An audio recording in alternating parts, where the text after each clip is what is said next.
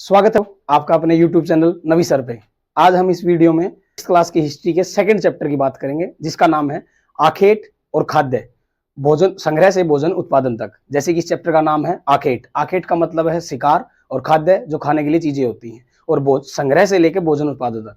जो शुरू के पहले के जो इंसान थे, पहले के जो मानव थे, वो भोजन को संग्रह करते थे, जैसे पौधों की जड़ों को, फूलों को, बीजों को, मांस को संग्रह करते थे। लेकिन इस चैप्टर में हम पढ़ेंगे कब कैसे इंसान ने भोजन संग्रह करने से लेकर भोजन का उत्पादन करने का सफर तय किया, यही हम पढ़ेंगे। इस चैप्टर के जो की पॉइंट्स हैं, वो की पॉइंट ये हैं कि जो इंसान था वो एक जगह से दूसरी जगह तक क्यों घूमते थे, उनको एक जगह से दूसरी जगह जाना क्यों पड़ता था, रहने की जगह कैसे बदलती थी उनकी, आग की खोज कब की, नाम और तिथियों से हमें क्या पता लगता है, बदलती जलवायु का क्या इफेक्ट हुआ, खेती और पशुपालन की शैली, जीवन शैली कैसे आई, और मेहरगढ़ में जो जीवन के और मृत्यु के जो साक्ष्य मिले हैं, जो चित्रकलाएं मिली हैं, जो शैल चित्रकला मिली, उन पॉइंट्स के बारे में पढ़ेंगे। बेसिकली हम ये पढ़ेंगे कि इंसान ने जो संग्रह प्रणाली से थी उसको छोड़ के भोजन उत्पादन करने की, फसल पैदा करने की जो जीवन जिया है, उसके बारे में हम इस चैप्टर में पढ़ेंगे। पहला की पॉइंट जो इस चैप्टर में है वो है कि आरंभिक मानव, शुरू का जो इंसान था, वो एक जगह से दूसरी जगह क्यों घूमते थे।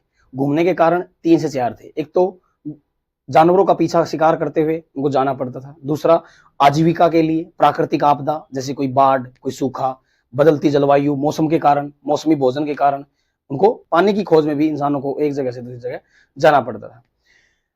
इंसान ने कई उपकरण लकड़ी, हड्डी और पत्थर से बनाए थे, जिनका यूज करते थे मिट्टी खोदने के लिए, मांस को काटने के लिए, जानवरों की खाल छीलने के लिए।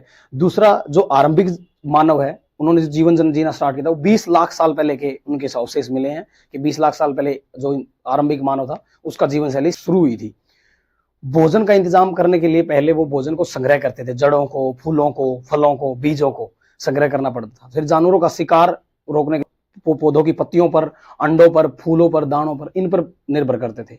एक स्थान से दूसरे स्थान जाने का कारण यह था कि उनको भोजन की तलाश में, जानवरों का पीछा करते हुए, या पानी की खोज में, या अलग अलग मौसम की वजह से, फसल बदलने की वजह से उन्हें एक जगह से दूसरी जगह पे जाना पड़ता। इस चैप्टर में हम एक पॉइंट पढ़ेंगे, पूरा स्थल। पूरा का मतलब वही प्राचीन है, और स्थल मतलब जगह। पूरा स्थल मतलब वो जगह कहते हैं जहां से बर्तने, इमारतें, कोई औजार जैसे अवशेष मिले, पुरानी चीजें। जैसे कि भीमबेटका की गुफाएं, जो कि मध्य प्रदेश में पूरा स्थल की गुफाएं हैं, जहां लोग नर्मदा नदी के पास, नर्मदा नदी का जिक्र हमने पिछले चैप्टर में किया था, नर्मदा नदी के पास भीमबेटका की गुफाएं जो कि मध्य प्रदेश में, वहां भी मिले हैं। इसके साथ साथ कुरनूल की गुफा है, जो आंध्र प्रदेश में राख के अवशेष मिले हैं। ये राख या मांस भुनने या खतरनाक जानवरों से दूर भगाने के लिए आग जलाई गई थी, जिसमें राख के अवशेष मिले हैं। लगभग 12,000 साल पहले जलवायु में बड़े बदलाव के कारण परिणाम स्वरूप कई घास वाले मैदान बने, जिनसे बारहसिंगा, हिरण, भेड़ बकरी, गाय जैसे जानवरों की संख्या में बढ़ोतरी हुई। मछली पालन भी उस कालांतर के दौरान शुरू हुआ है। जहां पर शुरुआत के जीवन में पशुपालक और किसानों के अवशेष पाए जाते हैं, वो जगह हैं ब्रुज होम कश्मीर में, मेहरगढ़ जो आज के पाकिस्तान में है, चिरांद नाम की जगह है जो बिहार में है, कोलिड हवा जो कि मध्य प्रदेश में है, और दाऊजली असम में है, जहां पर खेती के अवशेष पाए गए। ब्रुज होम जो वर्तमान कश्मीर में है, वहां लोगों ने जमीन के नीचे गड्ढानुमा गर्तवास जगह बनाई गई है, जो कि सर्दियों के मौसम में रहने के लिए अनुकूल थे। दूसरे, मेहरगढ़ बस्ती का आरंभ 8,000 साल पहले ईरान जाने वाले रास्ते का महत्वपूर्ण जगह थी, जहां जो एक बोलन दर्रे के पास था। वहां भी जीवन के अवशेष पाए गए हैं। इस इलाके में सबसे पहले लोगों ने भेड़ बकरी पालना सीखा। यहाँ चकोर और आयताकार घरों के अवशेष मिले हैं। मेहरगढ़ में कब्रों के साथ सामान भी रखा गया है। मेहरगढ़ में इंसानी कंकाल मिला, उनके साथ जानवरों के कंकाल, कुछ चीजें भी दफनाई गई मिली हैं, अवशेष के रूप में मिले हुए हैं। दूसरा पॉइंट है पूरा पाषाण काल। पूरा पाषाण काल 2 शब्दों से मिलकर बना है। पूरा यानी प्राचीन, पाषाण यानी पत्थर, यानी प्राचीन पत्थरों का जीवन। इसे हम 3 भागों में बांटते हैं, आरंभिक, मध्य एवं उत्तर पूरा पाषाण काल। पूरा पाषाण काल का पूरा जो समय है वो 20 लाख साल से लेकर 12,000 ईसा पूर्व तक है। मध्य पाषाण काल का समय 12,000 ईसा पूर्व से लेकर 10,000 ईसा साल तक है, और नव पाषाण काल का समय 10,000 बिफोर क्राइस्ट ईसा पूर्व से लेकर आज तक के समय का है। आरंभिक मानव जो शुरुआत का इंसान का जीवन था, उसके रहने की जगह के साथ साथ उसके उद्योग स्थल भी पाए गए हैं। हम उद्योग स्थलों को इसलिए बोलते हैं क्योंकि वहां पर जो औजार थे, हथियार थे, उनके साँचे मिले हैं। आवासीय स्थल साथ में ही उद्योग स्थल भी मिले हैं, फैक्ट्री साइट जिनको बोलते हैं, जहां औजारों के, हथियारों के साँचे पाए गए हैं, हथियारों का जहां उत्पादन किया जाता था। तो पत्थर और गुफाएं भी मिली हैं। कुछ महत्वपूर्ण पूरा स्थल जो मैप में है वो बेटका की गुफा आंध्र प्रदेश में है, हुंसी और कुन्नूल की गुफाएं हैं जहां आग के और राख के अवशेष मिले हैं। गुफाओं के अंदर शैल चित्रकला, यानी शैल मतलब पत्थर, पत्थर के ऊपर जानवरों के साथ जीवन जीने की एक चित्रकला मिली है, जो कि इंसान और जानवर की चित्र मिले हैं गुफाओं के अंदर, जिसमें दिखाया गया है कि सजीव चित्रण है जंगली जानवरों के साथ इंसान का। दूसरा की पॉइंट है आग की खोज। आग की खोज इंसान की खोज की सबसे महत्वपूर्ण खोजों में से एक है। भारत में सबसे पहले सर्वप्रथम कुर्नूल की गुफा आंध्र प्रदेश में अवशेष मिले, जहां आग की खोज से का सबूत मिले हैं। आग का इस्तेमाल इंसान जानवरों को भगाने के लिए, मांस भूनने के लिए और प्रकाश के स्रोत के रूप में पहली बार करने लगा था। अब हम बात करेंगे नाम और तिथियों की। उस समय के काल को पूरा पाषाण काल नाम से जानते थे। आरंभिक जीवन पूरा पाषाण काल में हुआ था, जो कि 20 लाख साल पहले ईसा पूर्व से लेकर 12,000 ईसा पूर्व तक का माना गया है। इसको 3 भागों में बांटा गया है। पहला भाग आरंभिक, मध्य और उत्तर भाग। सबसे ज्यादा मानव की जो 99% कहानी है वो इसी काल में के दौरान घटित हुई है। इस काल में पर्यावरणीय बदलाव हुए हैं। इसे मेसोलिथ, मेसो मतलब मध्य, यानी मध्य पाषाण काल में जानते हैं। इसमें लगभग 12,000 साल पहले से लेकर 10,000 साल तक के समय को माना गया है। इस काल में पाषाण में औजार आमतौर पर छोटे होते थे, इसलिए इसे माइक्रोलिथ यानी कि छोटे लघु पाषाण काल के रूप में भी माना गया है। प्राय इन औजारों को लकड़ियों, हड्डियों के मुट्ठे से लगे हंसिए और आरी जैसे आकार के होते थे, जो कि हड्डी और लकड़ी से मिलकर बने होते थे। साथ साथ पूरा पाषाण काल युग वाले औजार भी इस दौरान बनाए गए थे। अगले युग की शुरुआत 10,000 साल पहले होती है, जिसे नवपाषाण युग कहा जाता है। अब हम बात करेंगे बदलती जलवायु की। बदलती जलवायु के कारण लोगों को एक स्थान से दूसरे स्थान पर जाना पड़ता था। जैसे लगभग 12,000 साल पहले पूरे विश्व में तापमान की वृद्धि हुई, जिसमें कई क्षेत्रों का, कई घास के मैदानों का विकास हुआ, जिसके कारण बारहसिंह, गाय, भैंस, बकरी ऐसे मवेशियों के जीवन में भी वृद्धि हुई। लोग खुद इन जानवरों को चराने के लिए, पालने के बारे में सोचने लगे और मछली पालन के बारे में भी सोचने लगे।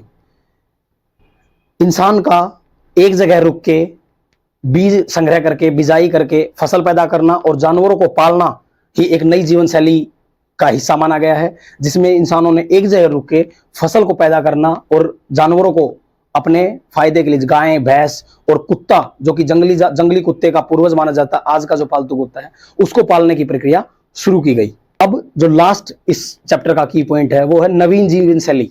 नवीन जीवन शैली यानी पहले लोग एक स्थान से दूसरे स्थान भागते थे, जानवरों का पीछा करते थे, जगह रहते नहीं थे। लेकिन नई जीवन शैली में क्या हुआ, पौधों को उगाने से समय लगता था, तो लोग खेती करने के लिए उन्होंने एक जगह पर रुकने लगे। बीजों को संग्रह करके फसल उगाने से लेके जानवरों को पालना।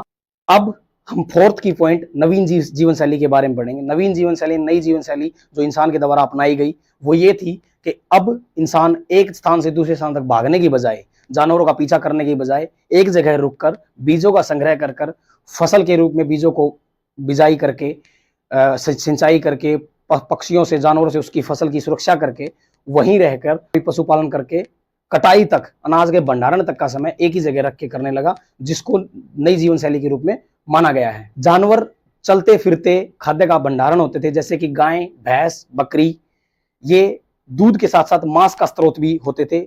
इसी कारण इंसान इन्हें लंबे समय तक अपने साथ रखता था और एक जगह एक नई जीवन शैली की प्रक्रिया शुरू कर दी थी। पूरा तत्वविदों के अनुसार शुरुआती किसानों और चरवाहों के प्रमाण कश्मीर, जो कि उत्तर पश्चिमी एरिया वर्तमान कश्मीर में, और भारत के पूर्व और दक्षिण हिस्सों में इसके सबूत मिले हैं। इससे साबित हुआ है कि किसानों ने अपनी बस्तियां, रहने की जगह और चरवाह एक स्थान पर होते थे। वैज्ञानिकों ने पौधों और जानवरों के प्रमाणों को अध्ययन करके बताया है कि इंसानों ने इनको उगाना इस स्थान पर शुरू कर दिया था। पाषाण युग के कुछ उपकरण हैं जो कि पत्थर से बनाए होते थे, वो आप स्क्रीन पर देख सकते हो। स्थायी जीवन की ओर आरंभिक मानव ने स्थायी यानी एक जगह रुककर जीवन जीने की जो प्रक्रिया थी, उसकी ओर अग्रसर होने लगा था।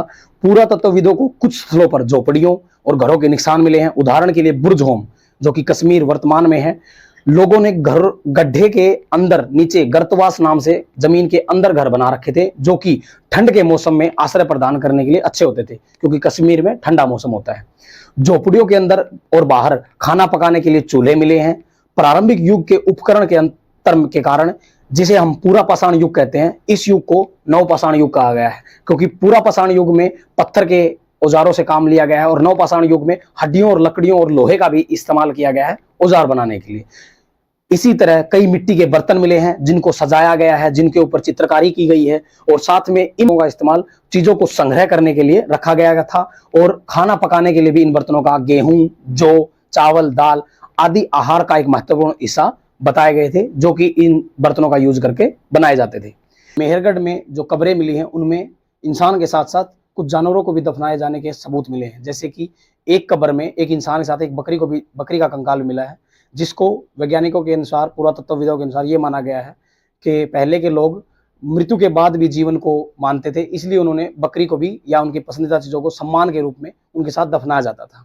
इस चैप्टर में हमने इतना ही पढ़ा कि कैसे जीवन इंसान एक जगह से दूसरी जगह घूमना छोड़ के एक जगह रुककर जीवन कैसे जीना शुरू किया, कैसे बसने की प्रक्रिया, जो आज हम भोजन ग्रहण करते हैं, जो भोजन आज जो हमने जीवन शैली अपना रखी है फसल पैदा करने की, वो फसल पैदा करने की प्रक्रिया हमने बसने की प्रक्रिया से शुरू की है, जो कि 12,000 साल पहले शुरू हो गई थी।